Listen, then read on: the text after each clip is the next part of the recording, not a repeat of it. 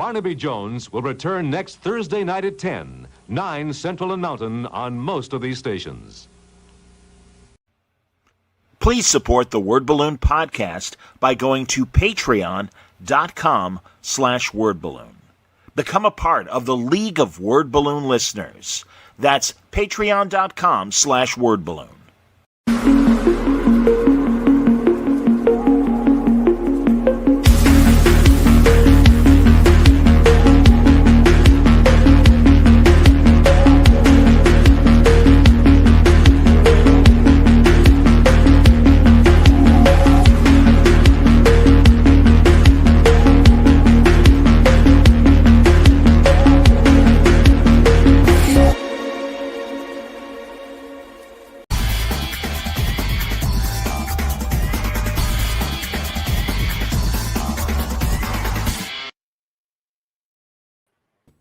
Welcome back, everybody. It's time again for Word Balloon, the comic book conversation show.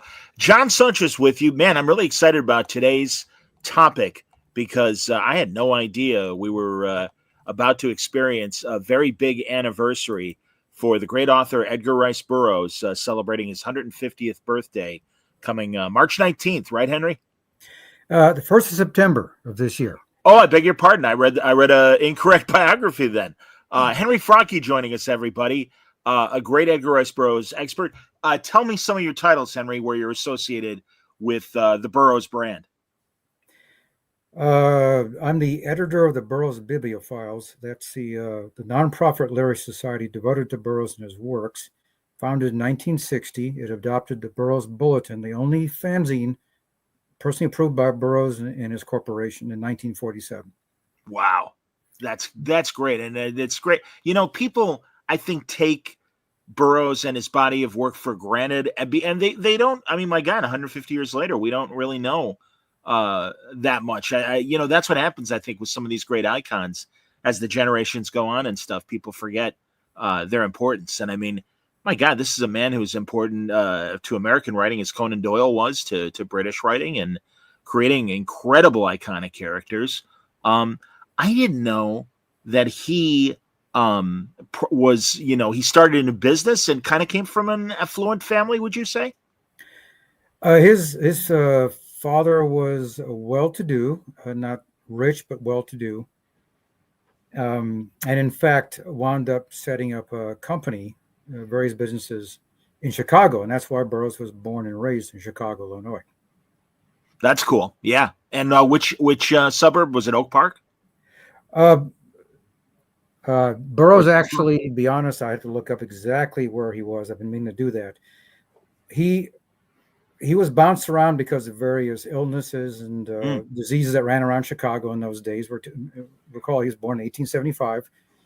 And so he did go to even all the way to Massachusetts once just to get away from the various illnesses that would pop up in Chicago. Sure.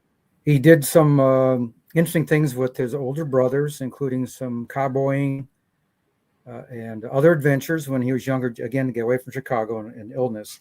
But he did wind up, after other adventures, including a short stint in the U.S. Cavalry at Fort Grant, Arizona Territory.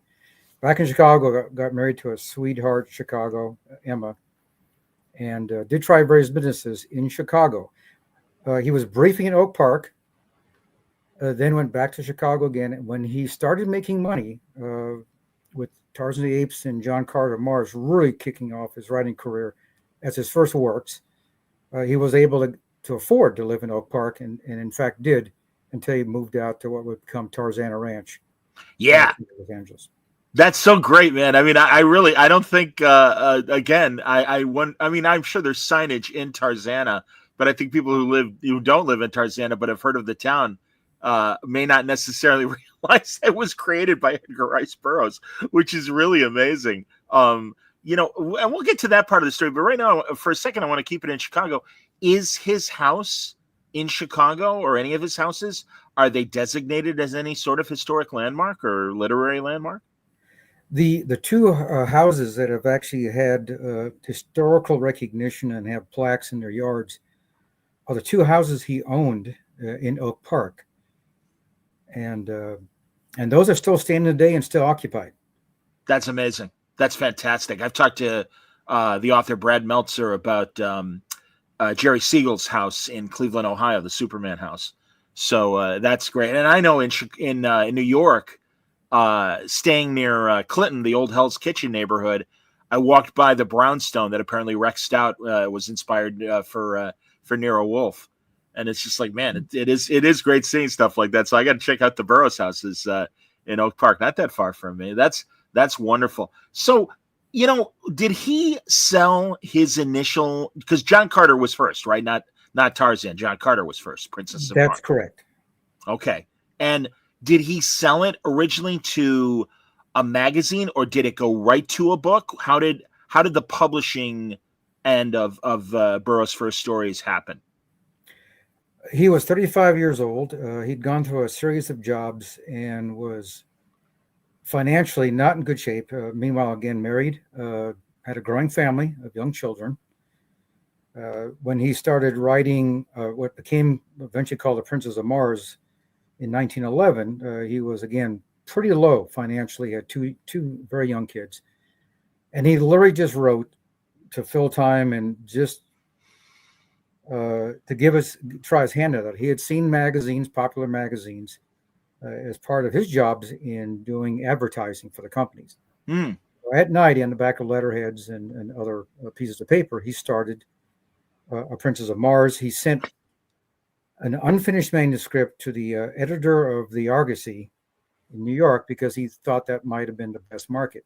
It was handed off to the managing editor of the All Story magazine.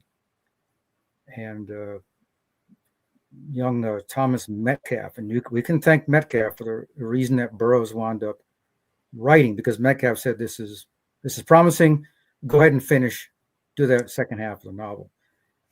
While Burroughs had gotten that accepted and got a paycheck for $400, which was monumental money for him, and not bad money in the day. Sure. He took the advice of Metcalf and started an historical novel, a la Ivanhoe, that Metcalf suggested. Burroughs was obviously going to make his editor happy. So he wrote The Outlaw of Torn, his second novel. Metcalf never was happy enough to publish it, and it made him revise it. Burroughs hated rewriting because every minute was money. Sure. While he was still working on that book, he started Tarzan the Apes in December of 1911. And that got Metcalf very interested. And because of the publishing policy of the All Story in 1912, they actually would put whole novels into a single magazine instead of serializing in some cases. And it happened that Tarzan the Apes was published in toto in 1912 in the All Story, which is why that magazine is potentially still the most expensive pulp collectible. Wow, that's amazing. Do we know? Because again, I'm a big pulp nerd. Walter Gibson and Lester Dent. Lester Dent, was that that was, I forget which was the pen name and which was the real name for Kenneth Robeson for Doc Savage. Lester Dent was a real name. Okay, thank you. Absolutely. I know who I'm talking to. There you go. but do we know, was Burroughs paid like a penny a word or any those kind of rates, or was it a flat rate for the novel? Do you know? It was still based on word rates. So it was about a penny a word. If he'd been a more well-known author, he would have gotten more. And of course, eventually he was able to demand more. Sure. And so once he came close to quitting when The Outlaw of Torn was just not accepted. But again, I think he got fired up. He found an outlet for his imagination, which he was actually well known for all his life. The reason that Tarzan the Apes and a pulp writer like him, new to the business, was actually going to appear in hardcover relatively quickly was because he had a champion in the New York newspapers that actually started serializing Tarzan the Apes. Now, serializing novels was pretty common in those years, but it really caught on. And Burroughs personally shopped Tarzan the Apes for hardcover publication, and he was turned down many times. But when he showed how popular it was in the newspaper serializations, eventually A.C. McClurg and Company, again out of Chicago, eventually decided to pick it up. It was published in 1914. Obviously, big hit, and Burroughs Yeah. was on his way both in pulp magazines and in book publication. That's great. Here I've got a cover, and you may be able to tell me what this is from. If this is even, I don't even know if this is an actual Burroughs story or if it's a children's story adapted, in that way. You tell me. Tarzan and the Lost Safari for my audio audience. I'm showing a cover right now. Whitman Publishing, a long-standing publishing company out of Racine, actually did a number of for children publications of some of the Tarzan novels. It happens that Tarzan and the Lost Safari is the only thing not adapted from a Burroughs novel. It actually was adapted from a movie. Oh, gee, and we'll get to the movies and everything because my God, I mean, everyone has to understand, much like Sherlock Holmes, Tarzan in particular, because yes, John Carter preceded it, but Tarzan really was this early 20th century phenomenon that now when you think about these great characters over the years, whether they come from the pulps or comic books or TV or film or whatever, like Burroughs was like the original guy to really exploit, and I mean that in the best way, a character beyond his own writing. So as you say, he got the publishing deal, and they started making the novels. Obviously, the novels are doing great. Now, I also know that very early on, prior to sound films, Tarzan, they made silent films as well. So, like, was it from the get-go that Burroughs, controlled the destiny of the character, and it was always his character? Didn't have any sort of publisher that would intervene, and he, would have to split the profits with him, or had a say in how Tarzan was exploited? Tell me. As a person who knew nothing about publications and literary rights, his first novels, and I'm talking literally just the first 3 or 4, when he sold rights to the Frank A. Munson Company, which owned the All Story magazine, didn't realize he was giving up all rights of these books. But he learned pretty quickly about serial rights and first serial rights. And very quickly, he really started grasping the idea of intellectual property. He was way ahead of his time.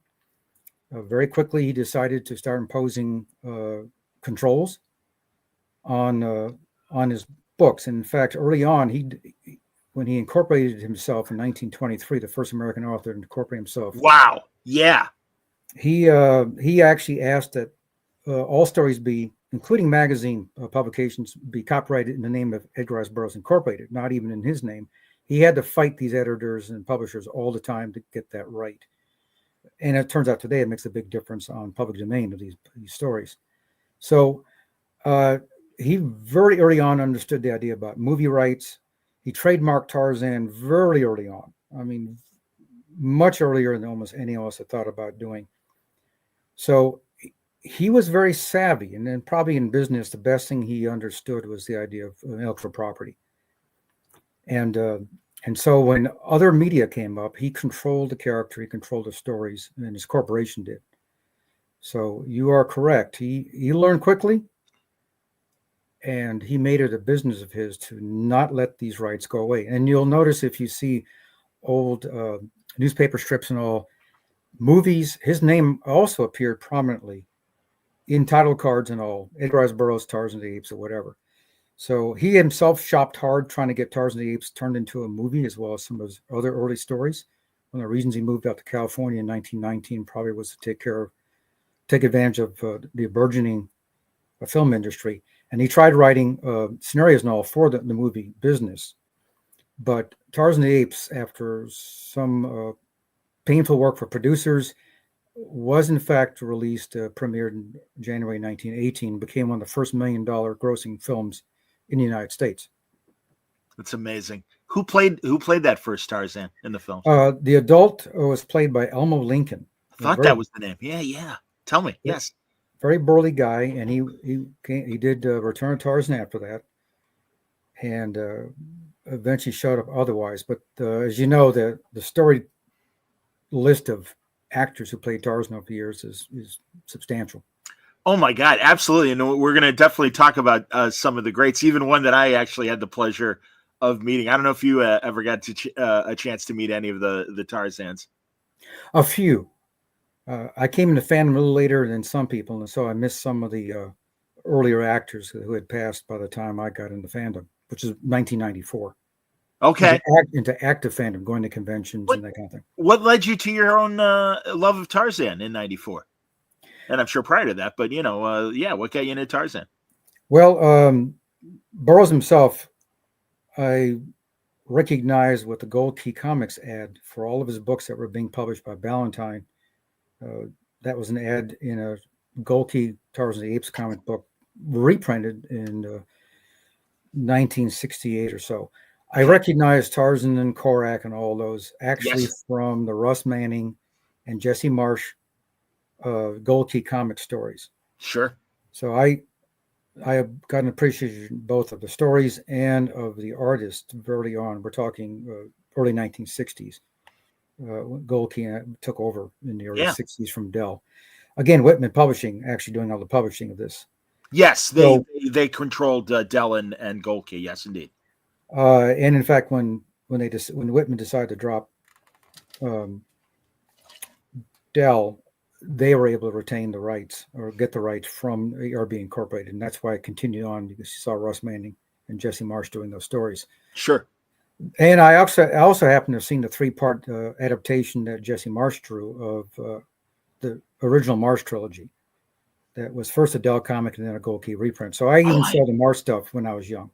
Oh, wow. Because, I really wasn't aware of John Carter until the 70s with the Marvel stuff. So that's really interesting to learn as well. Absolutely. And I do want to talk John Carter as well as Tarzan. But, so Burroughs did 10 Carter novels, correct? We can say that there were 10 novels, and then there were there was a short piece that was published that makes up the 11th book, simply called John Carter of Mars. Okay. And so while Tarzan was getting popular, what was happening with the Carter character? Burroughs' interplanetary romances or scientific romances, whatever titles the genre has gotten, were still going strong. Okay. And so the Mars stories and other works he did well, but nothing can touch Tarzan the Apes. It was in demand from the very beginning. Burroughs really thought he had done all he could with Tarzan with the second novel, but he was literally drugged back into writing these things all of his life. But he understood the monetary value of the character. He protected it. He made sure that adaptations were done to a standard as best he could. He did not win well against movie producers. Yeah. Because the film version never came really close almost any time to the actual character. But with the cloud of Tarzan the Apes, he definitely, even in the low times of recessions and all, he did all right. So in fact, Tarzan the Apes at one time was considered one of the 3 top literary characters of the 20th century, and Sherlock Holmes, another recognizable being Superman, really were considered the mainstays of culture that managed to survive decades. And internationally, Tarzan is still a big deal. Am I correct? He still does well. In the heyday, his overseas publications were really reaping in some real money. The wars and other things actually slowed down income, but they were very popular. Reprints of even comic book stories and newspaper strips were huge and would be reprinted overseas for decades. Even the Soviet Union was very unhappy about how well Tarzan the Apes in pirate editions were doing. I think even the Politburo literally was unhappy about people enjoying a character instead of reading the dogma of the day. Yeah, the communist dogma of the day. That's hilarious. That's fantastic. Well, all right. So Elmo Lincoln, your first silent Tarzan. Now, I don't know, because I know Buster Crabbe is listed as a Tarzan actor. Were they definitely Tarzan films? Because we can get to Weissmuller, of course, the great Tarzan of the films from the 30s and 40s. But I was fortunate to meet Buster Crabbe, who I always feel is the forgotten nerd superhero action hero because of Flash Gordon, Buck Rogers, Buster Crabbe, even Captain Gallant, his Foreign Legion character and stuff, the various characters, and of course his dozens of cowboy movies, if not more than that. So, But yeah, were the Buster Crab movies considered real Tarzan films? Buster Crabbe did one Tarzan movie. It was called Tarzan the Fearless. It literally was coming out when the MGM Weissmullers were coming out. So there was some juggling that Burroughs had to do because contracts that were signed got a little confusing. Okay. Got Burroughs into trouble. But Tarzan the Fearless did come out. Buster Crabbe, in his autobiography, what I would call an autobiography, obviously recalls those adventures. He has been the guest of the Burroughs Bibliophiles in the old days, received that's our great. Golden Lion Award, spoke at our banquets. And in fact, he considered even possibly his best friend to be Jim Pierce, Burroughs' son-in-law, who actually played in the last silent Tarzan movie, Tarzan the Golden Lion. Wow. That's really amazing. That's cool. What movie studio put out Tarzan the Fearless? I'm going blank now on who actually Saul Lesser. Saul Lesser wound up being a longtime producer of various films, but especially Tarzan movies. Burroughs wound up liking him. Oh. And so the Lex Barker, in fact, the last 6 Weissman movies, the Lex Barker films, the Scott films, those were all produced by Saul Lesser. And he originally did it under a different production name, but eventually these came under RKO that Lesser had to deal with. Wow. Okay, that's really, because again, I think of MGM and Weissmuller. It's amazing that, of course, Weissmuller and Buster Crabbe, Olympic swimming heroes, both winning the gold in various Olympiads, 32 and 36, I want to say, or maybe even, again, you probably know better than me. That sounds about right, but I have to look that up to confirm. No problem. Yeah, I don't mean to put you on spot, Henry. It's all good. You're a font of knowledge as it is, so I'm not. I'm sure we'll get a lot of good facts from you and things. But yeah, again, Weissmuller, another Chicago guy, which I love, and people may not know. Now, I don't know about you, but and I don't know how accurate it is compared to the novels. I will confess I've never read the novels, but certainly have read my share of the comics and watch the movies, and we'll get to Ron Ely in the 60s and all with the Tarzan show. But my favorite Weissmuller Tarzan, and it's a little fish out of water on purpose, is Tarzan in New York. And I keep telling contemporary superhero fans, I'm like, go back and watch that movie, because Weissmuller is absolutely a superhero in Manhattan, scaling buildings and jumping from balconies. And it is, to me, really, it's a lot of fun. I mean, it's a 30s or early 40s movie, but that is my favorite Tarzan film. I don't know about you. Yeah, the idea of the concrete jungle. Yes, it's interesting. Burroughs actually had Tarzan originally in Paris at the opening of The Return of Tarzan, and he actually makes a foray to Hollywood after a movie company is in Africa. He's got to save them, and weird things happen afterward. Burroughs does some pinging of the Hollywood community in that novel, but he actually has Tarzan go out to Hollywood. He winds up being in a Tarzan film, and they said, "You really aren't right for this. Please move along." Sorry, we need a better you. and they were very happy. He killed one of their lions because it was attacking somebody, so they were unhappy that he cost them money. But so Burroughs understood the idea of putting the character for some reason in cities, but unfortunately the public really wanted him back in the jungle. Now, to be honest, Burroughs found many a lost city. He actually wound up being in political situations, trying to deal with one city fighting another. It was always the outsider trying to straighten matters out. So that's how Burroughs kept Tarzan busy in Africa without just swinging through the jungle for the 45th time, was he got him involved in some other interesting unknown parts of Africa, including dinosaurs and all that good stuff.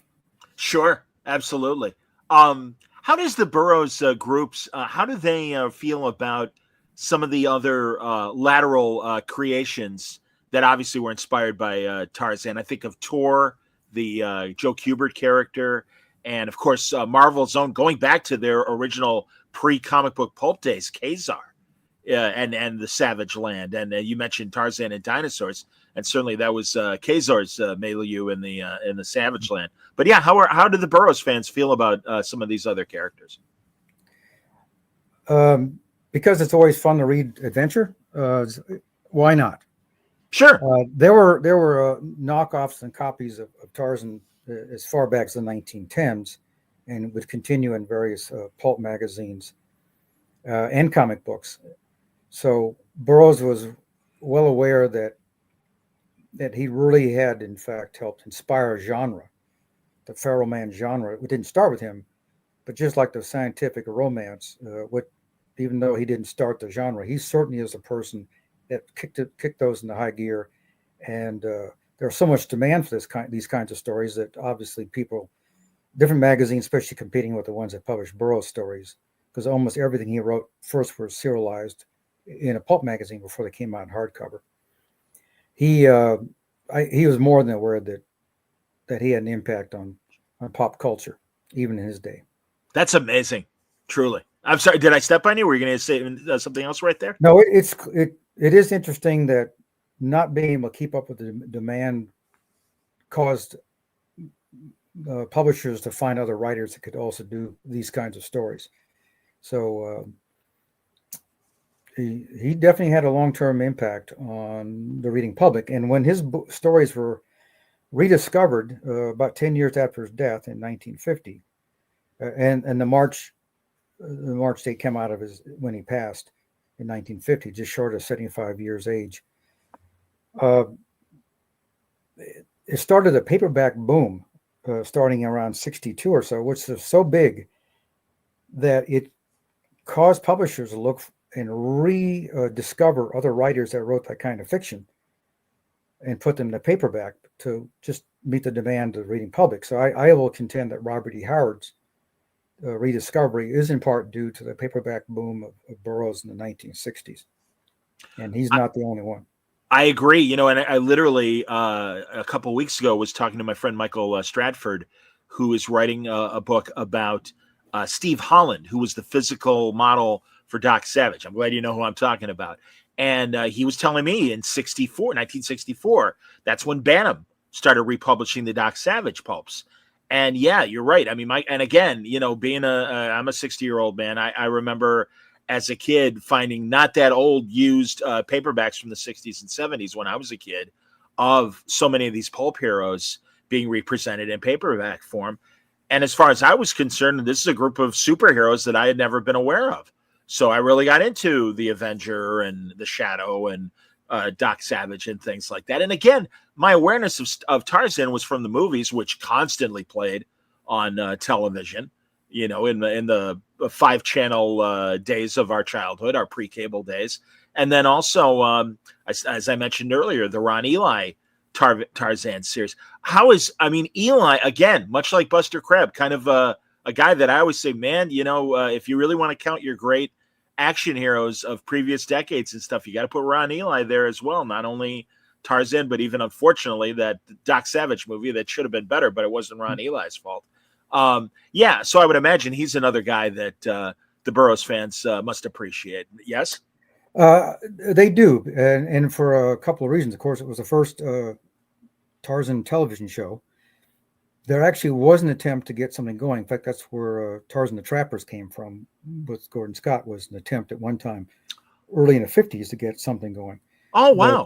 But because Ron Ely played a well-spoken, clearly educated person, that matched the Tarzan of the Apes of Burroughs. And so Ely actually playing the character much more closely to the original Burroughs is what made fans especially happy. And of course, he did an excellent job with that. And it's interesting that actors up to Ron Ely and even a few afterward, when they unfortunately pass, generally the headlines are former Tarzan actor. No matter what else they've done in their lives, that is their headline. And when you saw Ron Ely's passing recently, that was what most headlines across media around the world actually said, former Tarzan actor. That's understandable. Again, I was a little too young for the original, I want to say NBC run, but I know I saw it in syndication. And again, it's so great. And also, of course, they use the Weissmuller yell. The only other person to approximate the Weissmuller yell of all people, Carol Burnett, who did a hell of a job. I wonder if did she ever Was she ever invited to a Burroughs event or anything? And did she show up? If someone asked her, it was before my time, because I certainly would have been happy to see her come, because she definitely, and she recognized how much in demand that yell was every time she opened her show before it actually started, filming their skits and music. That was always requested by the audience. Well, and am I right? You tell the story, because it really isn't. How much of that is Weissmuller and how much of it is sound effects combined? Kind of like the Godzilla yell from Japan and from the Toho movies of the 60s. What? Yeah, I mean, is that Weissmuller bellowing that at least part or whatever? I mean, the claim was when they first created it, it was done with sound effects, but Weissmuller immediately was able to copy it perfectly. And so, in fact, he was able to yodel. That's one of the things that he could do as a youngster. Sure. So in reality, Weissmuller could do the yell exactly as you hear it on screen. That's fantastic. My God. Now, as he got older in the 40s, his waistline, I think, wasn't going to support the loincloth anymore. So they got smart and they put him in a safari outfit and they called him Jungle Jim. Again, what is the feeling of the Burroughs fans regarding the Jungle Jim era of Weissmuller's career? You don't hear a lot about the Jungle Jim stories, which is based on a newspaper strip. Yes, thank you. Yes, indeed. But the fact that you still got to see Weissmuller on film, if you liked him as a person, sure, maybe not as an actor. You can appreciate the fact that his persona was able to live on, and of course, the actor who played Boy went on to do his own movie series, and he actually, I thought, did a pretty good job with those. Personally, he was better at acting, and they were more like a Tarzan-like character, which Bamba was definitely a Bamba. Yes, indeed. Johnny Sheffield. Am I right? Johnny Sheffield. It was Johnny Sheffield. That's correct.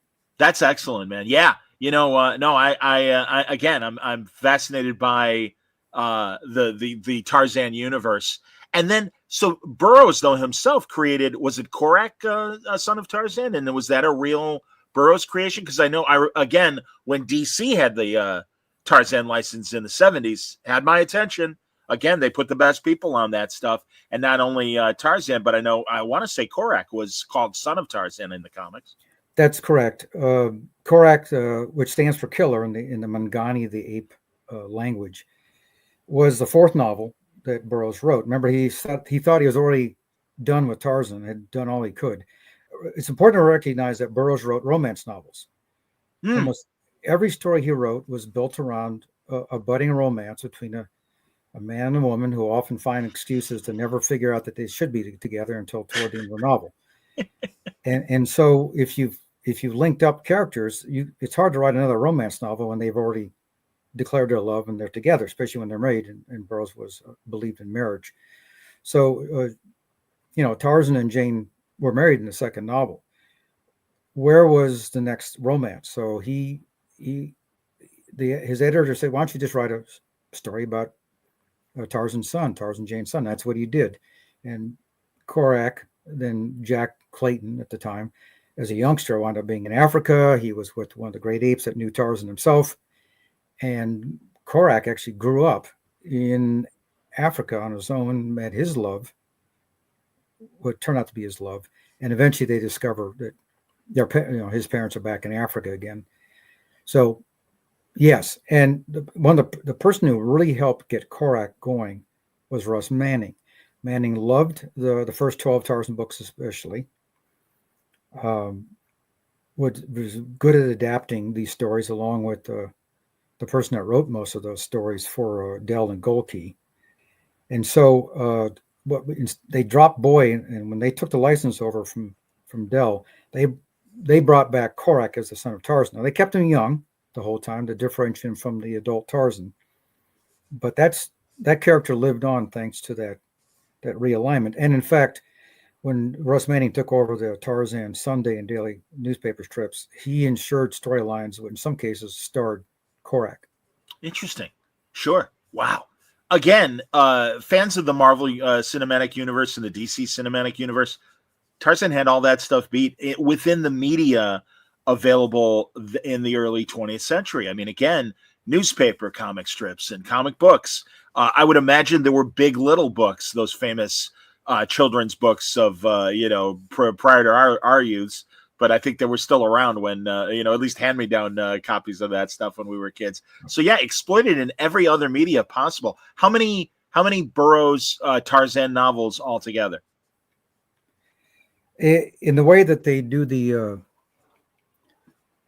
numbering system based on how it was published, there's 24 adult novels and 2 short juveniles. The only juveniles that Burroughs ever wrote were Tarzan stories. And he was so unhappy on how they sold, he swore he'd never write again for kids.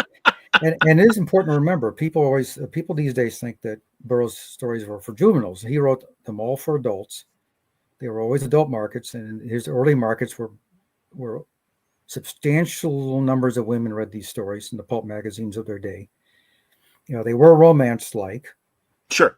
So, and there was a fair amount of violence in them. He did not mean them for children, but he kept certain things very, very clean in case children did read them. And it was part of how he constructed stories that was always interesting for someone who looks for cultural norms of the day. But it's 24 plus 2. Well, and as you say, the cultural norms, he was a product of his time. And I think people that will go back and read the original novels might be a little shocked, especially more sensitive people, because he was of that era of white savior hero in a savage land, as he would describe it. I love, and I don't know how aware you are, but there's a few great writers out there currently that I think are readdressing the foreign intrigue genre that Tarzan would represent as well, and giving more agency and better representation of the worlds that these white men travel to, and are, they're not ugh natives as might be portrayed in one of the original Burroughs Tarzan novels. But again, so much like Robert Howard, it's like, all right, and Walter Gibson for that matter, the Shadow writer. It's like, all right, just so these are products of their time, and it was a different time where we have moved past that. But thankfully, I think there's still enough greatness within the stories themselves to re-examine and do new interpretations of the stories with better agency for the non-white characters. It is interesting that when you read Burroughs, and you have to understand that over time some of these have been tweaked. Because really? Is that true? Have the novels been kind of reinterpreted for a bit, for attention to sensitivity? I will tell you that there were some slight touches with the Valentine books with Tarzan in the 1960s. But if you read his books, what you discover is that Burroughs was more nuanced in his approach to race than people may realize. First thing is, when you look at his Mars novels, of course, he's got the green men, which are obviously not very humanoid, but he's got the red race, the yellow race, the black race. The black race were considered the firstborn. So, and of course, the white race actually was the worst of them all, the Therns, who used religious excuses to dominate. And so in some ways, he did some role reversal. Also, even in the Tarzan novels, what you see is the tribe of natives that wind up being associated with Tarzan, the Waziri, were characterized as very intelligent, very brave. In fact, in many cases, what Burroughs saw as a differentiation was education as opposed to superstition. So Korak, for example, when they brought an airplane in to the Clayton estate in Africa, some of the Waziri are taught how to fix the airplanes, and some Waziri are taught to fly them. Wow. In a couple of the later Tarzan novels, Burroughs takes a swipe at American racism. All of his novels, by definition, many of the characters that fall in love are falling in love with aliens, different race colors. That's true. Different peoples. And so one might, and in a couple places, Burroughs had his character say, I don't care what your race is, I care that you're a loyal friend. So you have to really read the stories. And since he falls in on tropes to help write his stories more quickly, I think even he knew he was starting to, he was seeing changes in culture that didn't fit the way he'd written his novels, but he still included indications of a more open person. I think some of his, I know, much more open than many of his contemporaries of his day. That's great to hear. That's fantastic. Because again, I'll confess I haven't read the novels themselves, and I have read, like I said, Lester Denton, Walter Gibson, the other pulp writers of that day. No, that's amazing. John Carter, again, only the 10 novels, but then of course, as you said, some of the other Mars stories. So, were there Barsoom stories that did not involve John Carter? Because I know I was looking at some old paperback covers and saw Barsoom rather than John Carter on the cover and things like that. So, yeah, how much did he expand his science fiction writing beyond John Carter himself? Well, again, Burroughs was looking for new couples to have their romances with while there's adventure to be had. Okay.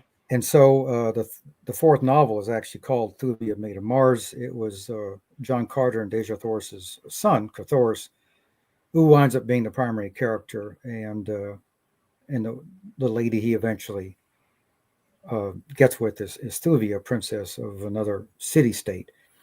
That both were introduced in earlier novels, and that's and Burroughs did this. You may find John Carter as a main character in some later novels. But on the other hand, you will find other characters. In one case, another American that's transplanted to Mars that winds up being a main character, and there are other characters or Martians that are main characters. So this allowed those romances to take place and allowed Burroughs to have some new blood. He got bored. And so he appreciated writing about something else than the same character over and over again. So about half the Mars novels, John Carter's not the main character at all. Oh, wow. So that other American that goes to Mars, what was his name? Ulysses Paxton. Okay. He was wounded and dying on the World War I battlefield and was aware, again, Burroughs was one of the first guys to do meta stories. So he created what amounted to an integrated universe that got more integrated over time. So Tarzan and Mars and Venus stories, these were all in one big universe. There were a few science fiction stories he wrote that didn't fit, but otherwise everything was really one big tapestry. And so Ulysses Paxton was aware of the story of John Carter. and his yearning as he's there dying on the battlefield, his yearning to transport winds up, he did what John Carter did. He literally winds up being transported to Mars, and he has his own adventures and remains on the planet. Who of Venus? I forget his first name. Carson Napier. Carson. Okay, Carson. Because I was going to say, my brain kept wanting to say Carter of Venus. I'm like, no, that's not right. So Carson Napier, Carson of Venus. All right, very cool. Interesting. Yeah. Again, this guy, he's the Stan Lee really, Stan Lee is the Edgar Rice Burroughs of the Silver Age when you think about it. All the different creations and things. And Stan had that phalanx of really a bunch of artists and other writers and stuff to really add to the Marvel universe. It wasn't all Stan the way Burroughs. Although at what point, because again, this really did become this big company that Burroughs was running. When did he start writing? Did he himself commission other writers to write some of this other product? Or, I know in the case of a movie studio, obviously they buy the rights and they hire the writers and things. But some of the other books, or how involved was he in terms of selection of the other novels or comics that he himself didn't write? Almost everything that's got Burroughs' name on it actually is Burroughs. There was no other stories created in his lifetime that were print. His son, Jack Burroughs, John Coleman Burroughs, did help pen a story that originally was meant for a Whitman Big and Little book that wound up being turned into a prose. And that's been mistaken for a long time as a Burroughs thing. But otherwise, Burroughs didn't allow other people to write actual print stories. Now, obviously, when it came to the newspaper strips, which started in 1929, or the comic books, the first original comic books were in 1947 with Dell. These things, he was either directly or indirectly involved with writers and artists, but he allowed the organizations that worked on these things to have some level of autonomy. Although there were cases he wanted to check up on their quality. That included a radio program that actually features his daughter and Jim Pierce, his son-in-law. Wow. In the 1930s, and they eventually started their own little studio, and had hoped to. They did do a couple of 39-episode standalone serial sets, as opposed to that long-running set that was originally starting out as a 15-minute, 3 times a week. So in those ways, Burroughs and his company would dabble in things that were otherwise passed on to other companies for production. Were there any big, names of actors that played Tarzan on radio? I know Gail Gordon, of all people, from the Lucy shows, was Flash Gordon on the radio, which everybody is like, you got to be kidding me. That's you see Mr. Mooney in a Lucy episode. It's like, really? That's Flash Gordon? But yeah, or Bud Collyer, of course, the radio Superman, who later went on to game shows in the late 50s and early 60s. Ironically, Gail Gordon, if my memory is correct, actually did provide a voice for the original 1932 to 34 radio show with Jim Pierce and Joanne Pierce, Burroughs' daughter. So there's another Gail Gordon link. It is with Tarzan. And there's pictures of them actually. They actually had some of the actors dress up. Oh my God. That's great. I've heard that about other radio shows too, where they perform on stage in front of microphones, but they did put costumes on and things. I think in this case they probably didn't, but it's good for publicity. And they had Jim Pierce and Joanne Pierce romping around in costume for advertisements, and those actually were linked to a very substantial advertising campaign with an oil company out in the western states, where they actually syndicated the show for 2 years, and they had so many people, so many fans sign up for their giveaways and all, that it actually overwhelmed the company's administrative abilities, and they gave up the advertising program. Wow. Are those episodes? I know the Internet Archive is really great for old time radio. How much, do a lot of those radio episodes survive? The first 77 episodes with Jim and Joanne Pierce can be found online. Back when they were still being put out in cassette, you can still find those. And I will say that both of the 39 episode serials are of decent quality. Actually, the Diamond of Shear is very nice. Actually, it's a very, very well done serial, by the way. Okay. And Fires of Tour is pretty good. They use the same cast members by and large, and they're actually pretty good old time radio, and those are easily found. There was a radio show, 30-minute radio show that was actually run in the 50s. So there was Tarzan yet again. What I discovered not long ago was that Buster Crabbe was very close to being signed on to play the voice of Tarzan on another serial following those two I just mentioned. It fell through, but that was actually the plan, was that Buster Crabbe would be the voice of Tarzan in their third multi-episode serial. Too bad. That's too bad. That is too bad, because again, he was. I appreciate Crabbe. I think again, not he's no Robert Redford, but kind of like Clayton Moore. Clayton Moore was always a credible actor in everything, and I keep seeing him pop up in various cliffhangers, pre-Lone Ranger and things, and it's like, no, this guy, he knows what he's doing. That's cool. That's interesting. And you're right, my God. Beyond, and it's good to hear that there was a radio show in the 50s. I mean, those movies. Especially once sound hit in the MGM movies, although, as you said, with Saul Lesser, they were at RKO and other studios. How long did that series of films run before we had the revival with Christian Lambert and some of the 80s efforts and things? Did it run all the way through the 60s and into the 70s, or was the 60s when the regular Tarzan films finally stopped happening? They did start becoming more irregular after the 60s, but as you see, they have maintained a touch here and there. Yeah. So you had the Bo Derek, yes, version, which was done off a contract signed decades earlier that allowed MGM to do X number of these things based on the same storyline. Interesting. Sure. Old contracts and things that they can go back and remake their movies if they want to. Certainly. Christopher Lambert, as you pointed out, was significant in the movie that actually brought out a number of actors over their last performances. The Disney Tarzan animated movie from 1999 cannot be discounted on its impact on a generation of fans, and it actually, in many ways, did reflect a number of Burroughs' own ideas about someone of two worlds, someone who was raised by an ape and loved his mother, the ape. The idea of learning how to read and all through external means because of intelligence and all. In acceptance, a lot of that stuff actually was in the original novels, and so I think that movie actually was a positive for both the character and, of course, it kept the name alive for another generation or two. And there's still contracts out to continue getting movies out. As you know, Tarzan and the I'm going to get the title wrong.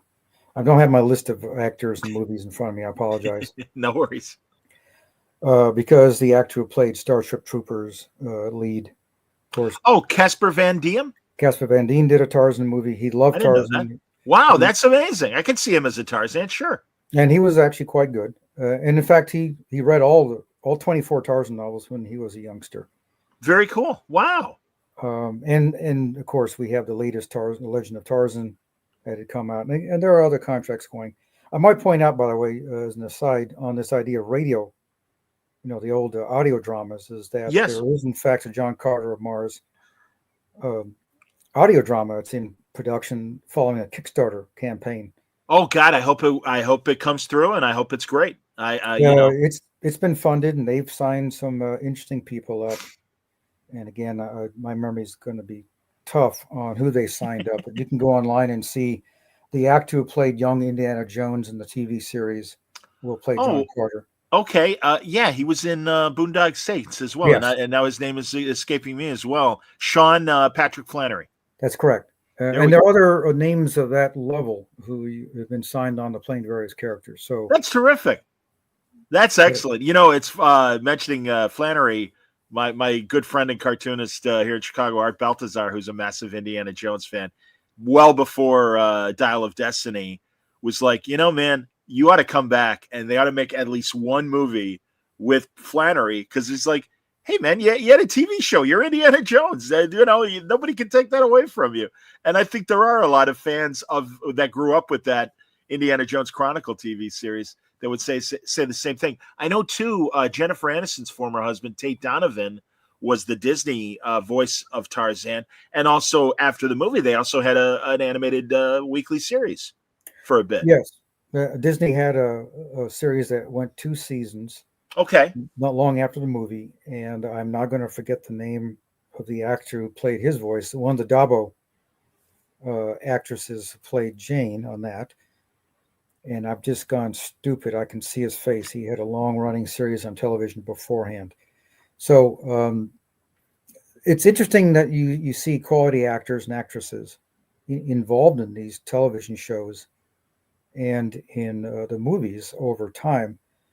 And they've been so iconic. People don't realize how many films, especially in the 30s and 40s into the 50s, actually would have multiple installments of a franchise. But very few can touch the Tarzan franchise, which again started in 1918, and again still today, still going. And we really cannot discount Burroughs' impact on artists and interpretations. The number of artists over the years that have who have interpreted Tarzan or any of the other Burroughs characters is just huge. We wouldn't have Hal Foster and Prince Valiant if Hal Foster hadn't wound up doing the first dailies in 1929 and then took over the Sunday strip 2 years later. And that actually got him to appreciate newspaper comic strips when he actually thought it was not a significant outlet for his talents. And he discovered how much people enjoyed them, appreciated his artwork. And when he started Prince Valiant, he wound up able to reap the benefits of ownership of a character. So we have Hal Foster and many others that that really saw Hal Foster as their icon, including Russ Manning. And you can say you can thank Tarzan of the Apes and other interpretations. And St. John, of course, one of the great pop culture illustrators of the 20th century, also, again, lived in Chicago until his death, was Burroughs' favorite artist and did so many of those covers for first edition books. And on you can go with people that have worked on these characters over the years. Joe Jusko is just one example, Thomas Yates, and many, many more still working even now. In the golden age, Bern Hogarth, right? Wasn't he another? Bern how's he Hogarth, regarded? Yeah, he replaced Foster, and again, we wouldn't have. I don't think we'd have the Hogarth that we know of today if it hadn't been for him taking on the Tarzan of the Apes Sunday page. So, yes, you're correct. You've named another pretty significant illustrator of the 20th century who we remember today. Yeah, I'm so glad there are a few surviving audios of him on comic book panels at conventions back, I'm assuming, in the 70s or whatever. But it's again, amazing group of artists, as you say, who have touched Tarzan over the years. How about and I really enjoyed this, both his Doc Savage book and his Tarzan book. The science fiction writer Philip Jose Farmer wrote that Tarzan Alive, and I really enjoyed that book. I don't know how it's regarded by the Burroughs fans. I can never speak for all Burroughs fans because I understand. I respect that, but I will tell you that it had a very positive impact on the fandom. And what's interesting is because Farmer was so appreciative of Tarzan, and by the way, he always wanted to write a Doc Savage novel, an authorized Doc Savage novel, and an authorized Tarzan novel. And of course, he was able to do both eventually. But his Tarzan Alive is, as you know, is also a substantial pop culture event because when you write a biography of a character and take it seriously as he did, and you did it with such love because it really cost him money to work on that because, as he said, he put probably 3 or 4 as much time into writing that as he would have writing fiction. But he loved the character and he loved the idea of what he was doing with that and the Wold Newton family and all that. Yes. Farmer was a guest of honor more than once or at our conventions over the years, and was a fan and wrote about Tarzan and wrote interesting alternate versions of the character all his life. And so a lot of Farmer fans became Burroughs fans and vice versa because of Tarzan Alive. That's excellent, man. Yeah, the Wold Newton, for people who don't know, man, you talk about crossovers of various heroes meeting each other for the first time. Farmer had everybody beat decades ago and came up with the concept of the Wold Newton universe. And I'm not sure why it's called Wold Newton, but it basically imagines that there was this event that a meteor or something hit the Earth, and a lot of these people that were exposed to it gained special abilities. And I mean, my God, the lineage from Tarzan to Sherlock Holmes in the Shadow and to Sam Spade. And, he just kind of connected the dots of all these different literary characters and kind of gave us a timeline and a hereditary family tree of a lot of these characters. And it is so worth reading Doc Savage, His Apocalyptic Life, and Tarzan Alive. And also online, if you look up Philip Jose Farmer and Wold Newton, you can find websites that kind of map everything out. And certainly people have added on to it since then.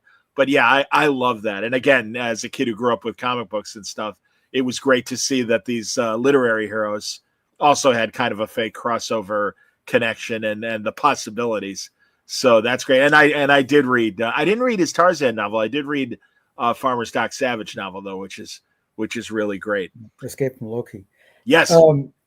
In fact, if you ever have a lot of time in your hands and you're in England, you can actually visit the monument that recognizes where the meteorite actually hit in England. That was what got Farmer to use a real world event. And of course, the idea was that the radiation from this actually impacted the DNA of 2 carriages worth of people that all wound up being parents of all these characters that fall down. So Yeah, Farmer had a lot of fun with that.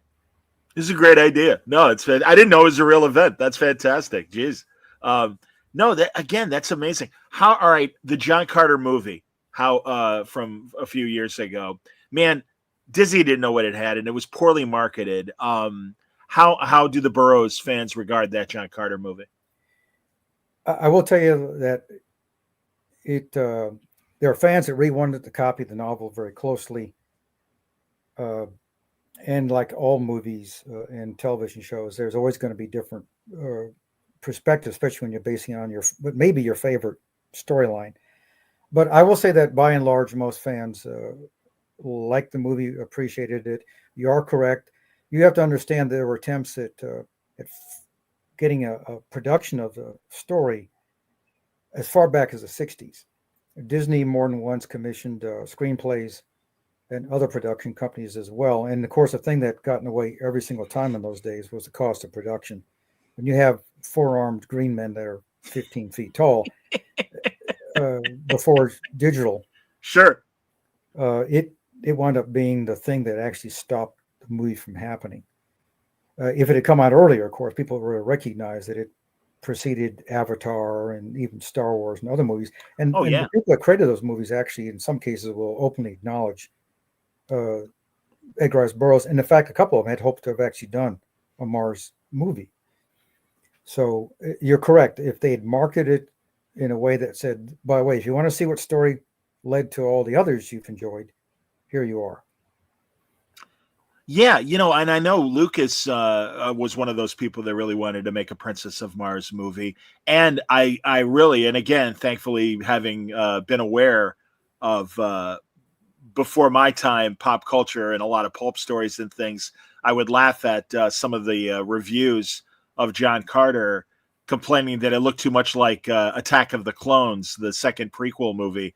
And it's like, no, you got that wrong. Actually, Attack of the Clones looks a lot like a John Carter story, and that's the reality. And then again, wiser and more learned or well-read fans are like, yeah, again, no, I really think the Lucas people kind of swipe some John Carter here at things. From a public domain standpoint, where is Tarzan? Where are some of his the other Burroughs creations, if any of them have fallen, and how or to what degree they've fallen into the public domain?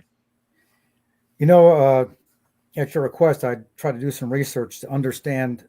As you know, there were a couple of major realignments of U.S. copyright law since the 70s. And yes. So one of the problems with understanding where Burroughs is, and again, he trademarked things. In some cases, he trademarked some of his characters a lot earlier than most, even the people that are in the business, realize. John Carter and some other characters and place names in the Mars novels actually were copyrighted or trademarked quite some time ago. And again, Tarzan was trademarked a long time ago, and is one of the reasons why there's a certain level of intellectual property rights that are retained by the corporation. But given that, there's of course the publication of many of these stories first in magazine form. Burroughs tried very hard to ensure that they were copyrighted, not in his name eventually, but in his corporation's name. And as you know, corporations and authors are treated differently in copyright law these days, the latest versions of U.S. copyright law. I can say that in the Tarzan series, and since then there was a hardcover. In a few cases, the hardcover was tweaked a little by Burroughs himself. Usually not, but there are some novels he did tweaked so you can get where there were short novelettes to fit into one big long, easily readable novel. So of course, those were copyrighted also in the name of Edgar Rice Burroughs Incorporated once the corporation was stood up. So pick which one has the copyright when, and who actually owned the copyright. So there are people who will say that the magazines didn't renew copyright, and again, the cutoffs are before 1930 and before 1978 on people and corporations. You and I both know Condé Nast still controls substantial rights to some of these pulp characters, despite the fact that they had come out even after 1930. Yes. So if you really want to make a living, be an intellectual property lawyer. But Tarzan at the Earth's Core, which is a pretty substantial crossover novel. Tarzan at the Earth's Core just went public domain not that long ago. Tarzan and the Lost Empire went public domain, I believe, and you'll actually find differences online about what year. But that, as far as I know, went into public domain last year, 2024. Okay. Because it was published in both, it finished publication in pulp and went quickly to a hardcover in 1929. Okay. And yeah, 90 years is the current. It's for 90, US. believe it or not, it's 95 years. 95, pardon me. Okay, yeah, wow. So you're correct. As the years go by, you're going to see more and more. So about half the Mars novels are public domain now. Almost half of the Tarzan novels are public domain. Burroughs' third big series actually started in his first few years in writing, and that was his Pellucidar, his Inner World series. 7 books are in that series with David Innes. Also, as you saw, was a DC Comics storyline as well. So some of those are also public domain. So as the years march on, you really have to go on every year. You go online and say, "Hey, is this thing public domain now?" See what Library of Congress or whatever else has released news about those stories.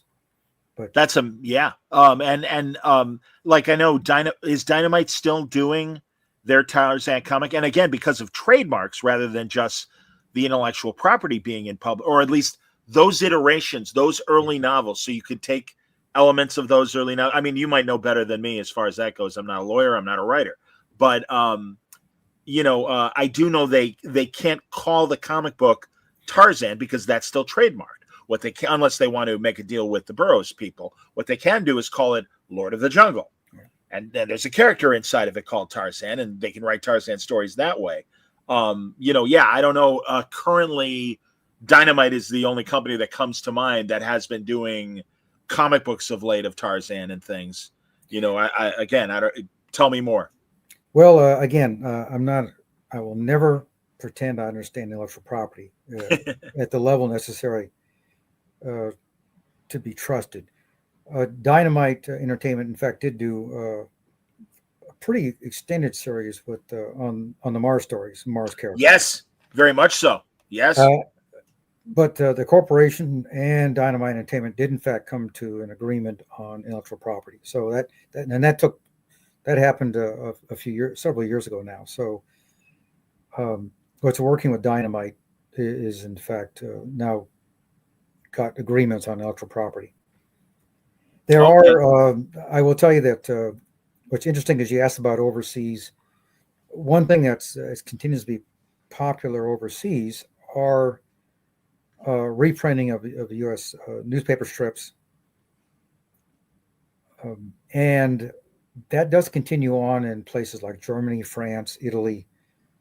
There were authorized news stories in comic book series that were produced in different countries in Europe from the 1970s on. There was a great set of original stories with some amazing writers and artists in Yugoslavia before Yugoslavia broke up. And most of those writers and artists are still actually working in comics and in the company that actually did these. And these were all authorized. And some of these are starting now to be reprinted overseas. So the character is still alive. It still shows interest around the world. Not what we saw in the 60s and 70s, 80s, but it's nowhere near defunct. As we mentioned, the corporation has started first something called The Wild Adventures of Edgar Rice Burroughs, and that has storylines that don't necessarily have to fit canon. And those are authorized and been in publication for several years now, including Will Murray, very well known for his Doc Savage novels. Big fan of Will Murray's, absolutely. He's done authorized Tarzan stories, including crossovers with Mars and John Carter. And those have come out in the last several years. Then the corporation started the Edgar Rice Burroughs Universe series, and those are considered canon, and they include Burroughs originals. In fact, Farmer's book is part of it, and some other stories. And they're creating new stories, literally as we speak, still are coming out. And then lastly, the corporation is working the Edgar Burroughs Authorized Library, where they're aiming to reprint all the Burroughs stories in one uniform hardcover set, all with covers by Joe Jusko. So Wow. that's a multi-year effort to do that. Those books also include forwards by, in some cases, pretty recognizable names. They have afterwards with history. They have sometimes very deep archive sections, including correspondence when the stories were being development Wow. between Burroughs and his editors and Sure. all that. And so you can get your hands on more Tarzan, more Pellucidar, more Moon novels, more Martian novels, more Venus novels. New characters are coming out. There's a possibility of some animation, another animation show coming out using some of these characters. Edgar Rice Burroughs Incorporated has actually put out now, they're starting graphic novels and comic book stories with their own imprint after American Mythology and others were doing authorized stories, and some of those were canon. And what's interesting is some of the more recent ones actually feature female characters like Jane Porter and some other earlier characters or new ones that were created to expand the universe. In Dynamite Comics, they've been making a lot of hay with Deja Thoris of the John Carter stories, and a lot of Deja Thoris, solo comic books and things. No, and of course, Beautiful Woman. I mean, so perfect for cover art and good girl art and things like that. No, I get it, and I think that's again, I just shows the strength of Burroughs and the ability to create these incredibly enduring characters. Are we cool for time? Because I did have a couple questions, and also wanted to see what's going on as far as the anniversary this year and everything, Sure. and what might be planned. Okay, well, first of all, you mentioned some of the forwards and afterwards that are being made for these new collections and things. You're doing some writing yourself, right? For some of this stuff. I am doing the afterwards at the moment for the books, and we're obviously the goal is to create context for the stories, both in Burroughs' life, culture at the time, where they fit in on just the creative process and how and the manuscript idea comes up and then how it actually gets published, and in some cases how you'll see it through cultural impact and reprints and other media, be it, like you said, you got newspaper strips.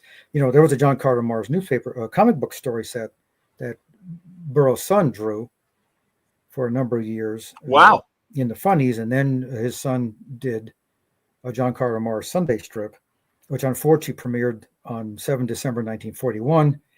Bad time to have started it, and it lasted about 2 years or so. But it just shows you that there have been multimedia outlets that continue on and help ensure that you have audiences that can see these characters and storylines, not just in the books, and hopefully they revisit the books or learn of them. So you are correct that we are still recognizing Burroughs and his work even today, and the 2025 being the 150th anniversary of Burroughs' birth is significant, and there are some events going on around the countryside in this year. So that's good news that there's interest among a set of fans and historians that are still recognizing Burroughs to this day. I'm really glad our mutual friend Doug Klaba made me aware of what you're doing and what the Burroughs people are doing, because this is a great subject, and I'm happy to talk about it. All right, I got to ask about Tarzana, California. How did that town happen? When Burroughs had actually spent some time in Southern California, like San Diego, and had been in Los Angeles before, in part to get his young children out of the deep winters of Chicago and away from possible illness. And he really glommed on to the climate, the open land. And so when he had enough money in 1919, and he might have moved out there even a year earlier, but he got involved in World War I. Okay.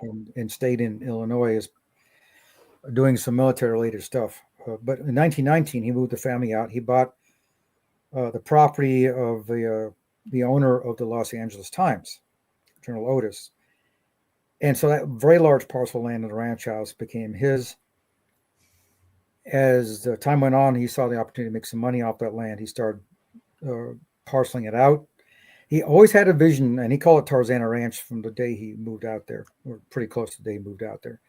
He actually had a vision that someday this would be a town. And early on, even in like 1922 or so, you could see he had this desire that Tarzana would be an actual recognized neighborhood. And he had his wish. Eventually, U.S. Post Office agreed to call their post office Tarzana. The community agreed that they would be Tarzana. And so to this day, Tarzana could, as you said, is definitely because of Tarzan. And I have met Tarzana residents that don't realize it was named after Tarzan's apes. Even though if you go down Tarzana and Ventura Boulevard, you'll see signs called the Safari Walk. You will actually find mosaics and other things put in to recognize Tarzan. The offices, of course, are still there. Okay. Burroughs' property, the ranch house, unfortunately, was sold some years ago and then was demolished. Oh, too bad. Yeah. Because at one time there was thought about making a museum out there. The only museum that actually exists that has full-time space dedicated to Burroughs is in the Oak Park and River Forest Museum in Oak Park. Here in Chicago, yeah, in the Chicagoland. Yeah. And they do have dedicated space. A lot of what's on display was donated by Burroughs fans. There's actually a Chicago Muckers chapter of the Burroughs Bibliophile that still exists. And so you can find a great deal of interest still in the Chicago Oak Park area because Burroughs is definitely a significant citizen. That's amazing. That's fantastic. And, I know we've got our Windy City Pulp and Paper show coming up in the spring. I hope that they do something for the 150th anniversary. As a matter of fact, Doug Ellis, who co-hosts the Windy City Paper and Pulp and Paper Convention, had asked me to go ahead and do a panel. Great. So we have Steve Smith, who, of course, heads a company that does the current audiobooks off of the corporation's novels and stories. We'll have Doug Klaba, and we'll have Ed Hulse. That's great. Pulp culture historian. So we'll do a panel at Windy City. That's great. C2E2 is coming up. I don't know if there's any plans for the comic convention. Not from the fan side. I will tell you that the corporation normally has a panel at WonderCon and at San Diego Comic-Con. So I expect the exact dates haven't been announced, determined yet by other people organizing those, but it'll happen. And there are going to be some significant fan conventions. Probably the most significant fan convention will be what's called the Edgar Burroughs Chain of Friendship Gathering, ECOF. That'll be in Wilcox, Arizona, where Burroughs in 1896 got off the stage or train and stayed the night before he wound up being at Fort Grant with the B Troop of the 7th U.S. Cavalry, where he served until 1897 when a medical condition got him out of the Army. He asked for the worst post in the Army, and they sent it to him because Fort Grant was pretty rugged territory. And he was a cavalry guy. He loved horses. Was a very good writer when he was in his teen years. And so lived the adventure. They actually were hunting the Apache Kid. He did work with Apache Scouts. He actually worked with Buffalo soldiers from the 24th Infantry Regiment there. And so they're going to dedicate a monument there end of September. Wow. At Wilcox that will recognize Burroughs' service and his time with the Buffalo soldiers, Apache Scouts. And Arizona wound up playing a big part in a number of his stories, including, of course, The Princess of Mars really opens up with John Carter looking for gold in Arizona. That was not an accident that it happened to be Arizona. That's amazing. That's fantastic. And good to hear that WonderCon and San Diego Comic-Con will have Burroughs events as well. No, really unbelievable, Henry, truly. And here, once again, everybody, here's the man himself. Great picture of him reading the Tarzan and the Lion Man book. He was, as you say, so he served in the cavalry then and then was in World War I. Was he a war correspondent during World War I? In World War I, he actually tried to join up. Apparently, his wife said, "You really should not do this. You have 3 young children." He did actually wind up being commissioned in the Illinois Reserve Militia, which actually home service training, and he was a captain and a major, actually commanded training units, which is one reason that he stayed in Oak Park another year until 1919. And also he had an office in Oak Park, which actually, if it still exists, there's a plaque that's been placed there as well by the Historic Society. So he wound up really getting involved in World War I, wrote articles in other, for magazines and newspapers. In World War II, it happened that he was in Hawaii. He had moved there to save money in 1940. And he and his older son, Hully Burroughs, actually, who was visiting him, observed the attack on Pearl Harbor. Wow. They actually did guard duty that night, both of them, as the U.S. was suddenly at war, and the Hawaiian Islands as a territory wound up being in the middle of this. Sure. So Burroughs got himself accredited with the United Press, UP, and deployed 3 times, both with the Army and then with the Navy, into the Pacific Theater. So he was very well known in those days. In fact, there was a story written not long afterward, maybe in the 1950s, where he's kind of a character in a novel. And Burroughs has actually been a character in a couple of novels, including the Pearl Harbor Murders. Wow.